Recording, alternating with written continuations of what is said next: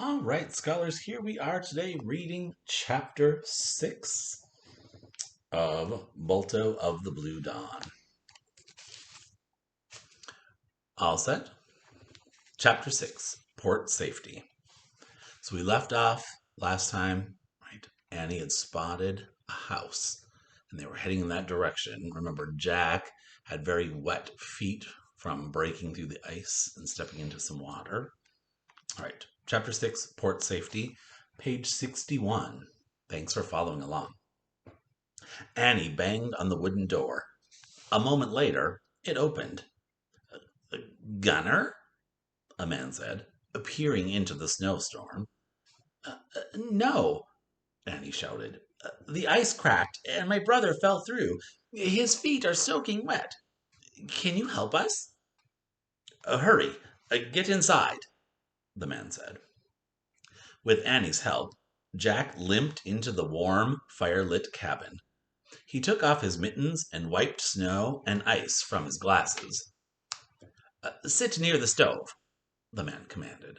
I'll heat some water. Annie helped Jack out of his parka, and he sat on a wooden chair near a crackling wood stove. Take off his boots, the man said. Annie helped Jack pull off his fur boots and wool socks, then set them near the stove. The man grabbed a kettle from the top of the wood stove and poured water into a bucket. Jack looked at his wet feet. They were white and numb from the cold. He couldn't move his toes. How are they? The man said, lugging the bucket to Jack. Not bad, Jack said. He was still trembling from the cold. Not good, said the man, looking at Jack's feet. He set the bucket down in front of Jack. Soak them a while. Thanks, said Jack. As he put his feet into the warm water, he was overcome with pain. He started to pull them out, but the man stopped him. Keep them in there, kid, he said.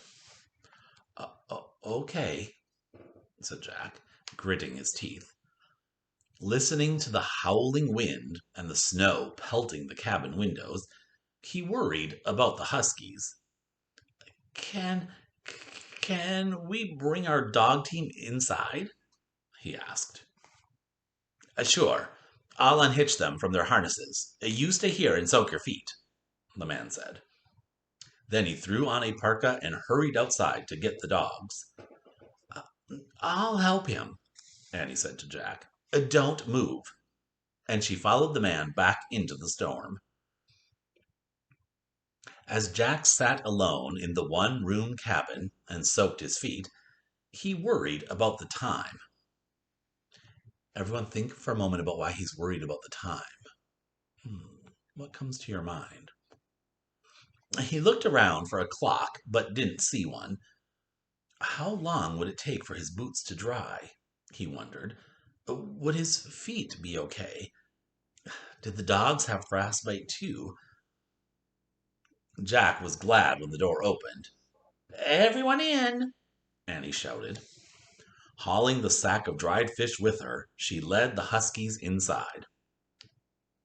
The man followed the team into the cabin and slammed the door against the storm. Go, sit, he ordered the dogs. He pointed to dry straw spread over the floor. The bedraggled huskies took slow steps across the room and settled down in the straw. Feel any better? The man asked Jack. Yes, said Jack. His teeth had stopped chattering, and the pain in his feet had lessened. I'm Jack. She's my sister, Annie. I know. She told me, said the man. I'm Ed. He grabbed the kettle and poured a little more steamy water into the bucket. Ed's a musher, too, said Annie. His team is in a shed behind the cabin. He's a mailman, like Oki's uncle.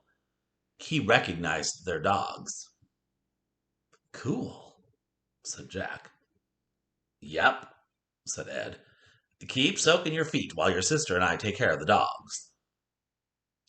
Jack kept his feet in the bucket as Ed poured drinking water into a large pot and gave it to the team. Then Ed and Annie knelt in the straw and massaged the dog's feet, one paw at a time. The huskies panted and looked as if they were smiling. Good dogs, good dogs, Annie kept saying. That's right, good dogs, Ed chimed in. Jack saw that the musher was missing teeth and his beard was scraggly. What does that vocabulary word mean, right? Scraggly. Even so, his face had dignity and strength, Jack thought. Now that he understood the job of a professional musher, he admired Ed a lot. Ed lives here, at the Port Safety Roadhouse, Annie said. That's a good name for it, huh? Jack nodded. Do you get why that's a good name? Right? They're finding safety there, right? So Port Safety, a spot giving them safety. Jack nodded. As the wind howled outside, it did feel safe inside the cabin, but he worried that they couldn't stay. They had only 12 hours of magic. Oh, readers, that's why he's worried about the time. Remember, the magic wears off in 12 hours. Do you know what time it is? He asked. Hold on. Ed pulled out a pocket watch. Almost midnight, he said. So, almost 8.5 hours left to find Gunner Kaysen and return to Nome, thought Jack. Suddenly, he remembered something. Ed, why did you call us Gunner when you opened the door? Did you mean Gunner Kaysen? Asked Annie. Were you expecting him? Want to take a look, right?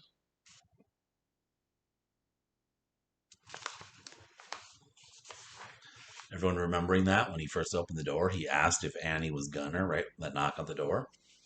I did mean Gunner Kaysen, said Ed. Earlier today, I was told to wait for him. If he gets tired on his journey, I'm supposed to take his package on to Nome. But then I got word from Solomon that Gunner would be staying there a while. When I heard a knock, I thought he'd decided to push on. No, said Annie.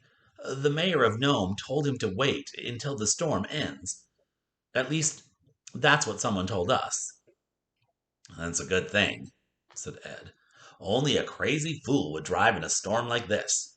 So why the heck were you two out there? Uh, well, we just went out for a short ride to, uh, said Annie. To exercise Oki's uncle's dogs, said Jack, while Oki's at the hospital. Right, said Annie. And then we got lost. You're lucky you found this place before you froze to death, said Ed. Yeah, really lucky, said Jack. How are your feet? Ed asked him. Jack pulled his feet out of the water. His skin was pink, and the terrible pain was gone. He wiggled his toes. I think they're going to be okay, he said. Good news, said Ed. He grabbed a towel and a pair of socks from an old canvas bag and tossed them to Jack. These socks will be too big, but better big socks than wet ones. Uh, Thanks, said Jack, drying his feet, then pulling on the warm, woolly socks. You just dodged a case of frostbite, mister, said Ed. I bet you kids will think twice before taking a joyride in a blizzard again.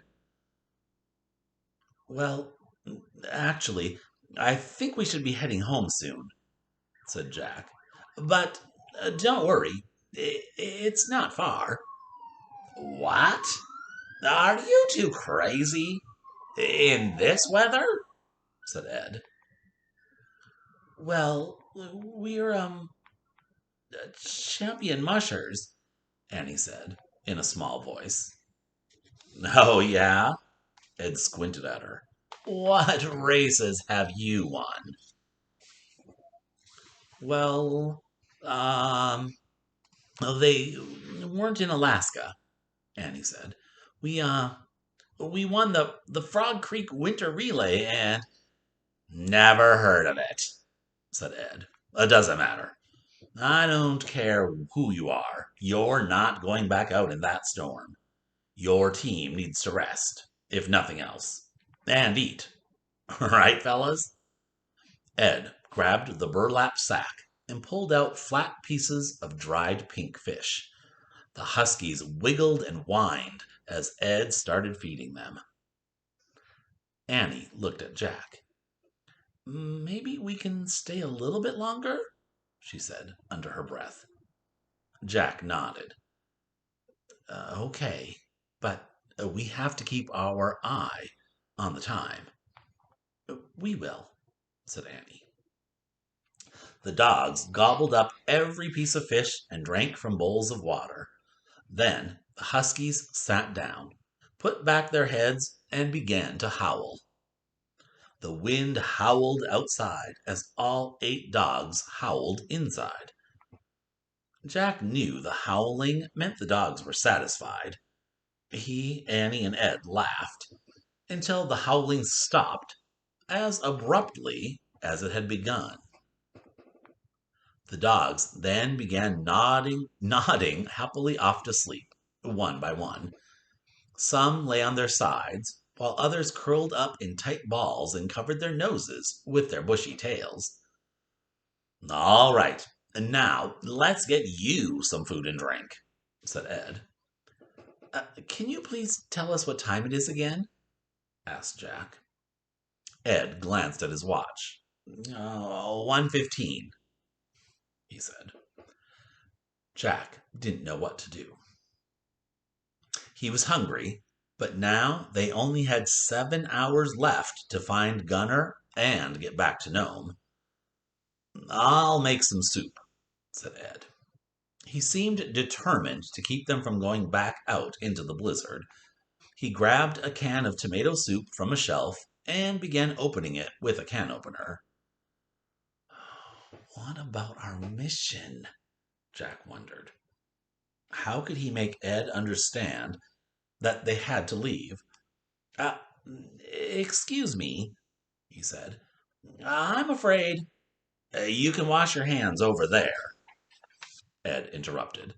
He pointed toward a tin basin on a washstand. It's okay, Annie whispered to Jack. We have time. She put her red, chapped hands into the cool water and washed them with soap. Jack reluctantly did the same. Ed nodded toward the table. Sit, he said, as if giving a command to 2 huskies. Jack and Annie smiled. They dried their hands and sat on 2 wooden barrels at the table. Ed dropped a box of soda crackers between them and gave them each a glass of milk. While the blizzard raged outside, he filled 2 bowls with steamy soup from a pot on the stove and put them in front of Jack and Annie. Then he sat in an old armchair near the table. Thanks, Ed, said Annie. Yeah, thanks, said Jack, sighing. Breathing in the delicious smell of the tomato soup, his worries momentarily faded. And that's the end of chapter 6. Scholars, they're running out of time and they have to figure out how they're going to get out of there. I wonder what's going to happen. All right, back to our packet work.